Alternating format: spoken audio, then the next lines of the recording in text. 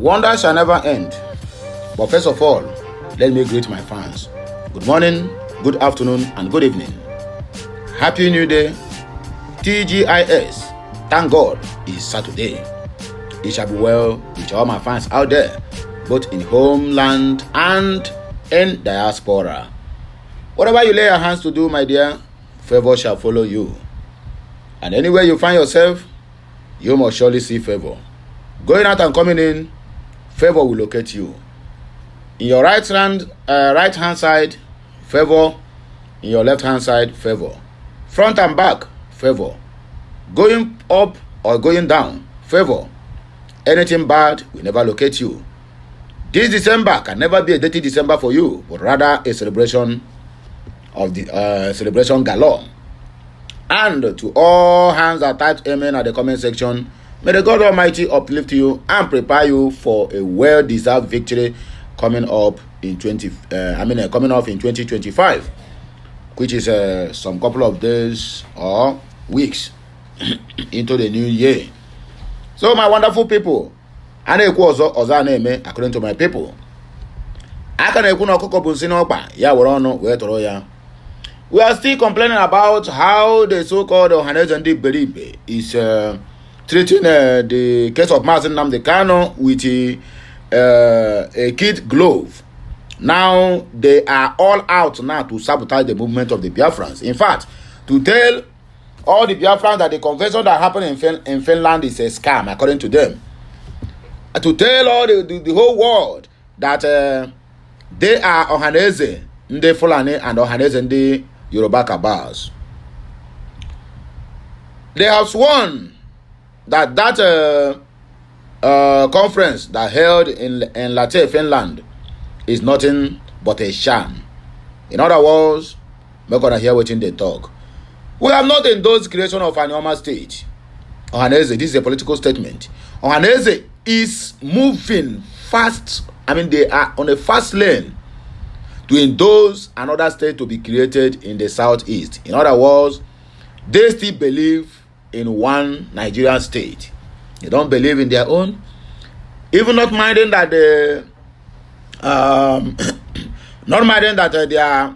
their own side have been rejected by the central, which means the government of the day. They are still out there making some unguided statements. The person that published this message, the publisher of this message, is by Sheun Opejobi. You get the point now, eh? So, are you telling me that this Yoruba Ronu conservative what they call it, Ofemano, will come and report anything good about? No. The Ohanaeze is pushing for another state in the southeast, possibly Olo state or that Anioma state being proposed by Ned Nwoko. But these people will come out and twist it so that it is through the narrative of where they are going. That is the simple truth. Do not say I did not warn you, my dear. These people never have the interest of the Biafrans at heart. The only thing they are concerned about is what is entering into their own pocket. The only thing they are concerned is their families have been flown all abroad and they are living well. So the southeasterners, even if the Fulanis occupy the southeast now, the Ohanaeze Ndi-Iberibe, from beginning to the end, none of their family members in Nigeria. They don't fly all of them abroad through the money they are collecting on the heads of every Biafran. Because behind every corruption in the Igbo land, look very well, 50% of the people who perpetrated it is Ohanaeze Ndi-Iberibe. Behind every corruption, behind every money being siphoned, in the government of whether Imo State, Abia State, Enugu State, Ebonyi State, go and look inward. You will find out that what I'm telling you is not a propaganda. It's not a make-up story. It is the real deal. Because the central are using them to control what is happening in the south. That is why you see sometimes Emmanuel Iwanya said he will going to meet Tinubu. They had that meeting. They had that meeting in Abuja with the hopeless of danger. Months, complete 1 year, Tinubu was in the seat. Emmanuel Iwanya and the rest of other governors who had a meeting in Imo State House in Abuja never go to meet Tinubu until he died. So tell me, what does that signify? Does it show any sign that these people have the interests of the Biafrans at heart, who are always at the receiving end, but all of them are in Abuja, living a luxurious lifestyle, using the insecurity in the southeast to be doing cash out? I mean, it is a cash cow for them. But anyway, let us read the news for reading's sake. This guy who published this news, it is the same people who will come out now. Anything they say about Biafra, they will come out and say proscribed. What is it called? Outlawed. Yoruba. And you think he will come out and publish any good news. This one is not a good news. They twisted the message. That is what I'm here to correct the narrative, because these people are selling us penny and half before the international community, using their media houses. And I will urge all the Biafrans in the house, anywhere where you find the message of any Yoruba man, go there and comment rubbish, because that is what they are doing in my page. Tinubu adjusts a composition of Northwest Southeast Development Commission. Government attack police checkpoint, burn 2 vehicles in Anambra State. Military personnel are trained to be aggressive, bring out animal in them. Aggressive, all these ones that are dying woto in the southeast.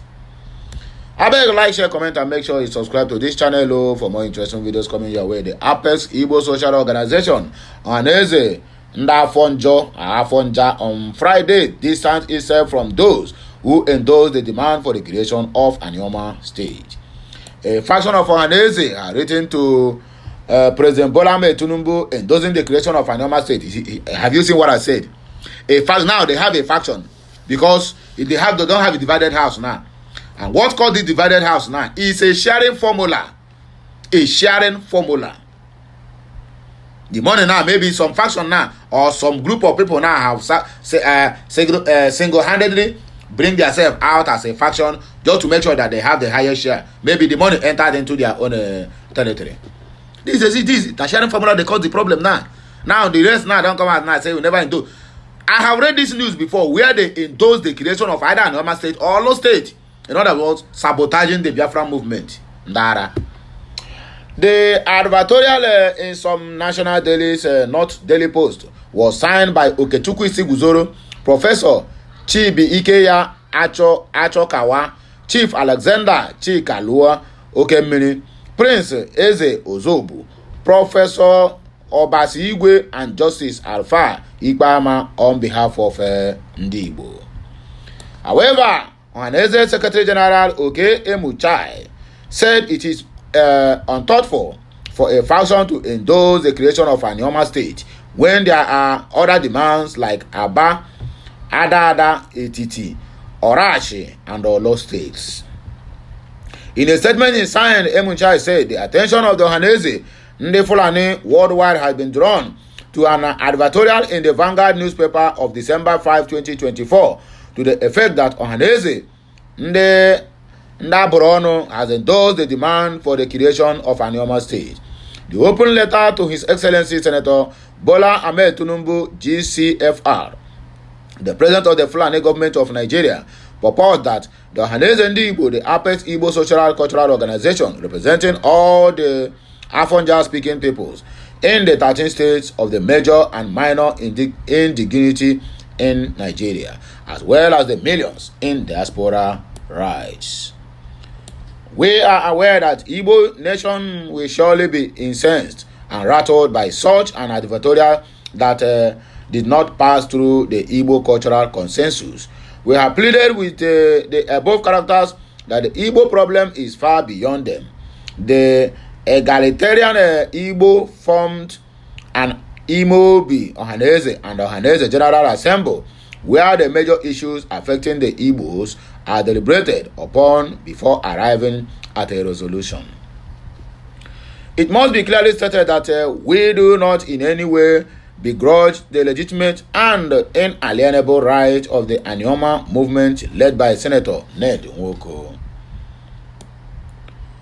We commend the courage and steadfastness of the distinguished Senator Nwoko, but a situation where we have other demands for state creation, such as Aba, Ada, Etiti, Orashi, Olo State, etc., it is very unthoughtful her brand and a huge embarrassment to the Igbo nation for a few persons to use the hallowed name of Ohanaeze Ndi-Iberibe to issue a far-reaching press release without adequate consultations with the Igbo stakeholders. For the avoidance of doubt, the Imo Ohanaeze will soon be convened to constitute an electoral umpire for the January 2025 Ohanaeze election. During the meeting, Ohanaeze will review the state of affairs in Nigeria and other matters affecting the Igbo race. Within the week, Ohanaeze has issued a statement to debunk a press release to the effect that Ohanaeze is in deep crisis. In the release, we reiterated that the Secretary General of Ohanaeze Ndi-Igbo is Ambassador Oke Emuchai, MFR, and that any other press release emanating from elsewhere should be taken for what it is. We once again plead with the above character to desist from discrediting the sacredness of Apex Igbo Social Cultural Organization, reminding them that the Igbo all over the world owe a profound emotional attachment to Ohanaeze Ndi-Iberibe. For emphasis, Ohanaeze represents the soul, passion, history, culture, cosmology, and politicality of Igbo race. Thus, it is inconceivable that any meaningful Igbo will become the willing tool for destabilizing the Ohanaeze Ndi-Iberibe. Once more, we urge all sons and daughters of the Igbo nation to remain calm, that things are under control according to them. Moving forward, Tinubu adjusts composition of the Northwest and Southeast Development Commissions. President Bola Ahmed Tinubu has nominated Alhaji Lawal Samaila Abdullahi as chairman of the Northwest Development Commission, NWDC. Tinubu also, in a modified list forwarded to the Senate, nominated Honorable Emeka Atuma as chairman of the Southeast Development Commission. Daily Post record that the president, in a list sent to the Senate in September 2024, nominated Ambassador Haruna Jinsao as chairman of the Northwest Development Commission Board, while also naming Senator Tijani Yahaya Kaura and Honorable Adlai S. Usman as members. However, Tinubu has now, in the modified list, replaced them with Ja'afar Abubakar Sadiq and Yahya Aminu Abdul Hadi, while the new chairman is Alhaji Lawa Somaila Abdullahi. This was made known in a statement by Bayo Ononoga, Special Advisor to the President on Information and Strategy. Ononoga said that Professor Abdullahi Shehu Maeja retains his position as Managing Director and Chief Executive Officer. Other board members featured on the list, on the first list, are Dr. Yahya Omar Namaha, Yahya Aminu Abdul Hadi, and Engineer Mohammed Al Woodley, Shimusu Sule, Nasdi Ali, and Aminu Suleiman. After receiving the president's first list of the nominations, the Senate adjusted the new Northwest Development Commission Establishment Act to accommodate members from other geopolitical zones. President Tinubu complied with adjustment in the new list with the following name to represent the 6 zones. They are Chukwu Chijoke, Ahmed Mohammed, Engineer Ahmed Rufai Timasaniu, and McDonald's Michael Uyi. Others are Yemi Ola and Honorable Babatunde Dada. President Tinubu has equally appointed Honorable Emeka Atuma as chairman and Honorable Mark C. Okoye as the Managing Director and Chief Executive Officer of the Southeast Development Commission. Southeast Development Commission subject to their confirmation by the Senate, according to Bayo Ononoga. Gunmen attack police checkpoint, burn 2 vehicles in Anambra State. Gunmen, that is what this one wrote. But go to TVC News. Go to TVC television now. Tinubu's station, they will say IPOP separatist group now attack police checkpoint. There was a report, or rather the news I read here some couple of days ago, where police raided criminals' hideout in Imo State and recovered some arms or whatever they call it and other charms. Do you know that TVC went and reported that news that police destroyed IPOB hideouts. You see what I'm saying? That is a Yoruba station, using it to destabilize the Igbos or using it to sabotage the Igbos among the nations, using it to cajole the Igbos and the Biafran nation. But our people, when you say it, they will come, they will even be the one to come and condemn you, telling you they are telling fake news.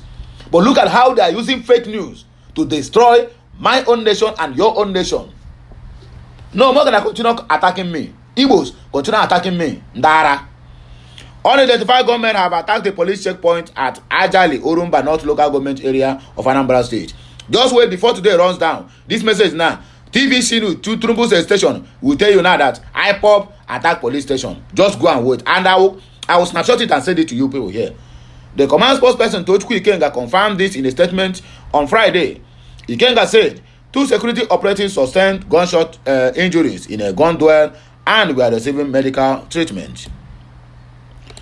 He identified the victims as police personnel and a member of the Anambra State Vigilante group.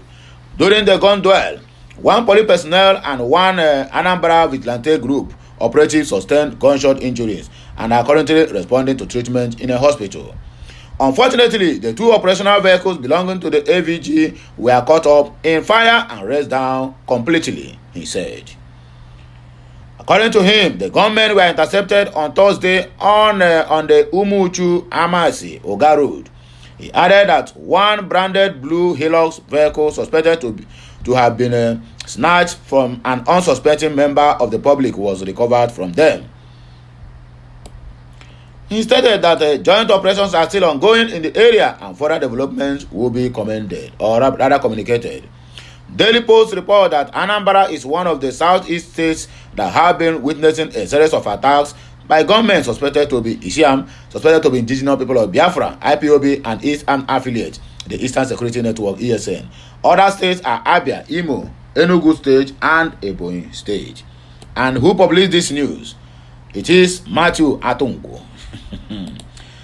Military personnel are trained to be aggressive, bring out animal in them. General Christopher Musa.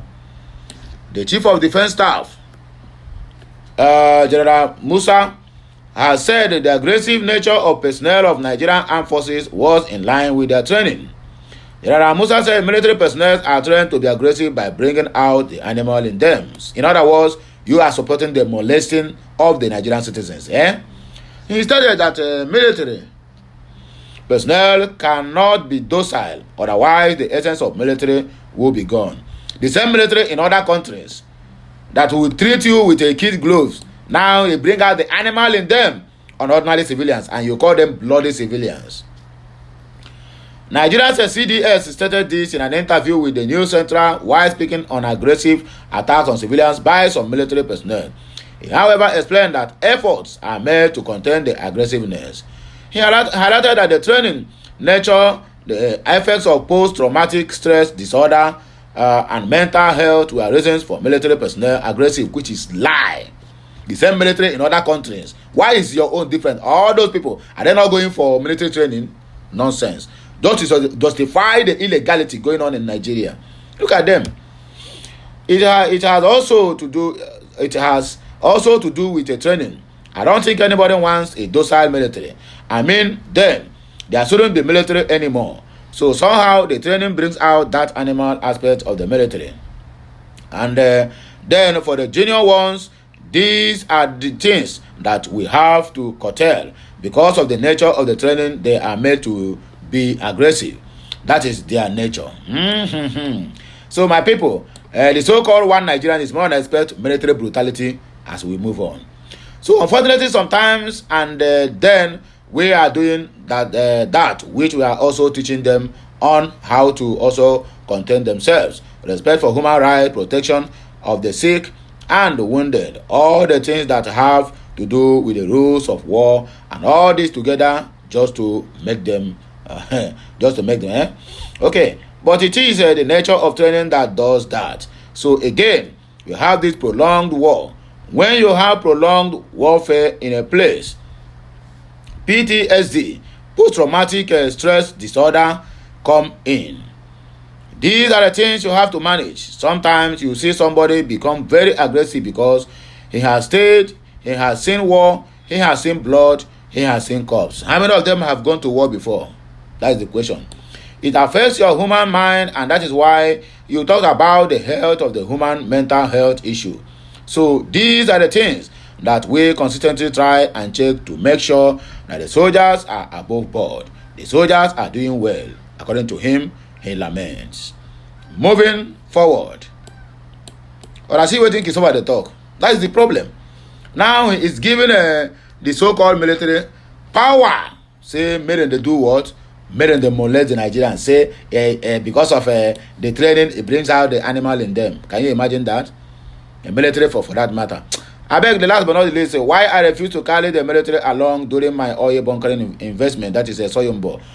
Investigative journalist Fisayo Soyombo has claimed that he decided not to carry the military along during his recent investigation into crude oil bunkering in the Niger Delta because some of his operatives colluded with the bunkerers. He made the allegation on Friday during an appearance on Channels televisions.